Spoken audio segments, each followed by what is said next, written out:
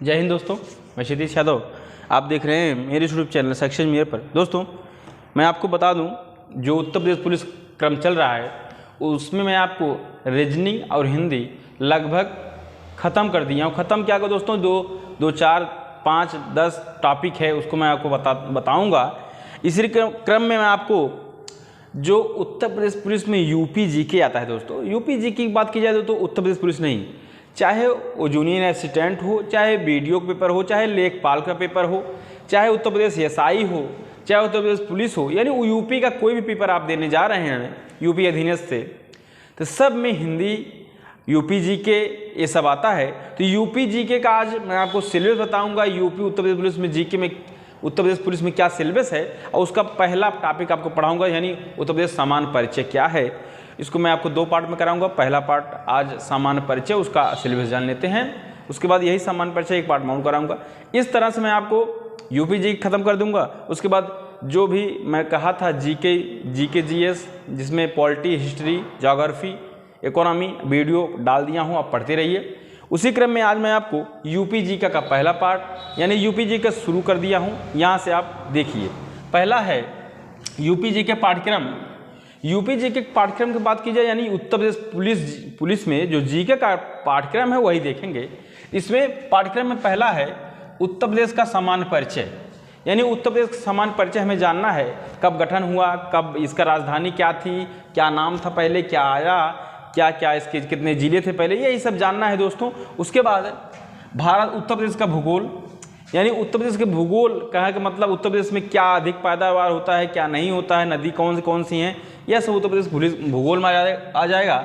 उत्तर प्रदेश का इतिहास की बात की जाए दोस्तों, पुराने साक्ष्य उत्तर प्रदेश में कौन से मिले हैं, कौन सा उत्तर प्रदेश में यह साक्ष्य है, कौन सा नहीं है, हड़प्पा सभ्यता कौन संबंधित है उत्तर प्रदेश से, यह सब इतिहास है दोस्तों।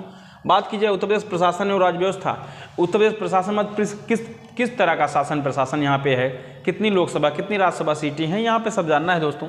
उत्तर प्रदेश का अर्थव्यवस्था की बात की जाए दोस्तों, यहाँ पे कृषि संबंधी जितना भी होता है, अर्थव्यवस्था किससे होता है, कृषि हमारी अर्थव्यवस्था यहाँ उत्तर प्रदेश की मेन है दोस्तों, इस तरह जानना है। उसके बाद उत्तर प्रदेश की संगीत एवं नृत्य, यानी उत्तर प्रदेश में कौन से संगीत हैं, चारकुल्ला नृत्य पूछा जाता है, संगीत पूछा जाता है, यहाँ पे कौन सा गाना होता है, संगीत घराने पूछे जाते हैं दोस्तों, यह सब जानेंगे। उसके बाद उत्तर प्रदेश के विभिन्न संस्थान की बात की जाए, जैसे दोस्तों चीनी संस्थान कहाँ है, चमड़ा संस्थान कहाँ है, ये सब संस्थानें हैं दोस्तों। ये संस्थान, कानपुर का संस्थान कौन सा कहा जाता है, बरेली संस्थान, ये सब हमारे संस्थानें हैं उत्तर प्रदेश में। उसके बाद उत्तर प्रदेश विज्ञान प्रौद्योगिकी की बात की जाए, जो है विज्ञान से संबंधित क्वेश्चन, ठीक। उसके बाद जिला दर्शन की बात की जाए, जो बहुत ही इंपॉर्टेंट जिला है, जैसे आगरा है, आगरा जिला, वाराणसी जिला, इलाहाबाद जिला, इसके बारे में पूरी तरह से हमें जानना है।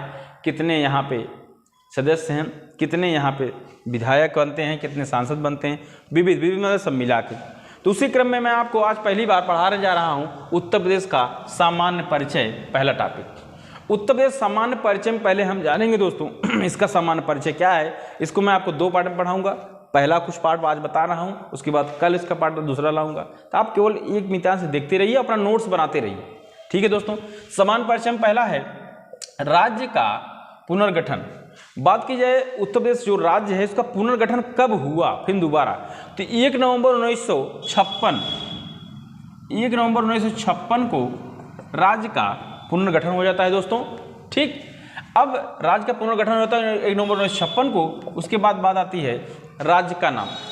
शुरू में यानी कहा जाए उत्तर प्रदेश जब बना, उस समय उत्तर प्रदेश शुरू में नाम क्या था दोस्तों, उस समय नाम था उत्तर पश्चिम प्रांत। यह कब था, 1836 में। 1836 की बात की जाए तो यह उत्तर प्रदेश नाम था उत्तर पश्चिम प्रांत। उसके बाद आता है 1877, 36 से 77 आता है, उसमें नाम हो जाता है उत्तर पश्चिम आगरा एवं अवध प्रांत। 1877 में इसका नाम हो जाता है दोस्तों क्या, उत्तर पश्चिम आगरा एवं अवध प्रांत। और उत्तर पश्चिम प्रांत यह नाम था 1836 में, ठीक। उत्तर पश्चिम आगरा एवं अवध प्रांत, ठीक। उसके बाद आता है सन 1902 में इसका नाम होता है संयुक्त प्रांत आगरा एवं अवध, यानी आगरा एवं अवध का संयुक्त प्रांत कहा जाए। 36 में नाम था उत्तर पश्चिम प्रांत, और 1877 में नाम था उत्तर पश्चिम आगरा एवं अवध प्रांत। 1902 में इसका नाम हो गया उत्तर प्रदेश का संयुक्त प्रांत आगरा एवं अवध, यानी आगरा एवं अवध का संयुक्त प्रांत 1902 में हो गया दोस्तों। उसके बाद 1937 में इसका नाम होता है संयुक्त प्रांत, 1937 में इसका नाम होता है संयुक्त प्रांत। और बात की जाए पूरी तरह से 24 जनवरी 1950 को इसका नाम हो जाता है उत्तर प्रदेश। यानी उत्तर प्रदेश के अलग अलग नाम थे दोस्तों। कहा जाए तो 1836 में उत्तर पश्चिम प्रांत, 1877 में उत्तर पश्चिम आगरा एवं अवध प्रांत, 1902 में आगरा एवं अवध प्रांत का संयुक्त प्रांत, उसके बाद 1937 में संयुक्त प्रांत, 24 जनवरी 1950 को उत्तर प्रदेश का नाम हो जाता है। ठीक, अब बात की जाए दोस्तों उत्तर प्रदेश की राजधानी, उत्तर प्रदेश की राजधानी की बात की जाए दोस्तों तो ये तो नाम हो गया उत्तर प्रदेश राजधानी। तो 1836 में यह नाम था, राजधानी थी आगरा। 1836 से 1858 तक राजधानी थी आगरा, लेकिन 1858 में नाम राजधानी हो गई प्रयागराज। इसको बहुत इंपॉर्टेंट है, पेपर में बहुत पूछा जाता है दोस्तों। तो 1858 में इसका नाम राजधानी हो गई, उत्तर प्रदेश की राजधानी प्रयागराज हो गई दोस्तों। उसके बाद 1858 से 1921 तक प्रयागराज थी। उसके बाद 1921 में दोस्तों आंशिक रूप से, यानी आंशिक रूप से लखनऊ बनती है। 1921 में यह आंशिक रूप से लखनऊ राजधानी बनाई जाती है, लेकिन 1921 से 1935 तक यह आंशिक रूप से लखनऊ ही थी, लेकिन 1935 में यह पूर्णतः राजधानी हमारी लखनऊ बना दी गई। यानी कहा जाए तो 36 में 1836 में आगरा थी, 36 से 58 तक प्रयागराज थी, 58 से 1921 तक प्रयागराज ही थी। उसके बाद 21 में आंशिक रूप से लखनऊ, लेकिन पूर्णतः 1935 में लखनऊ बन जाती है। ठीक है दोस्तों, यह था कुछ बहुत इंपॉर्टेंट जानकारी। उसी प्रकार क्वेश्चन बनता है कि उत्तर प्रदेश दिवस कब मनाया जाता है। तो उत्तर प्रदेश दिवस 24 जनवरी को मनाया जाता है दोस्तों। तो यह कब से मनाया जाना शुरू हुआ, तो इंपॉर्टेंट कर लीजिए, तो यह 2018 से 24 जनवरी को उत्तर प्रदेश दिवस मनाया जाता है। ठीक, उसी क्रम में आगे चलते हैं। उत्तर प्रदेश का राजकीय चिन्ह क्या है। तो उत्तर प्रदेश का राजकीय चिन्ह वृत्त है।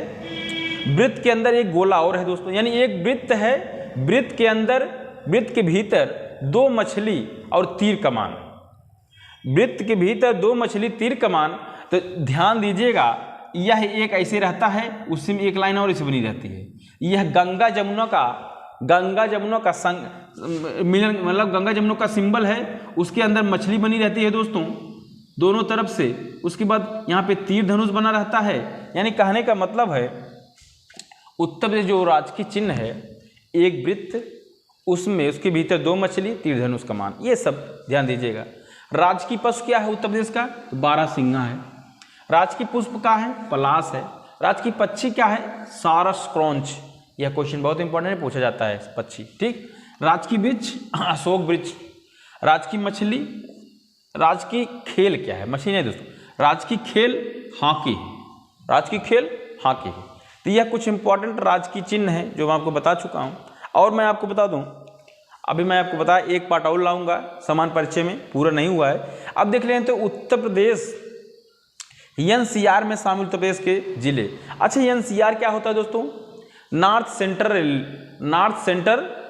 रेलवे एनसीआर यह लिखा रहता है, लेकिन यहाँ पे नॉर्थ सेंटर स्थान देखेंगे। जैसे एनसीआर मतलब दिल्ली से सटे हुए, एनसीआर मतलब नेशनल कैपिटल राजधानी।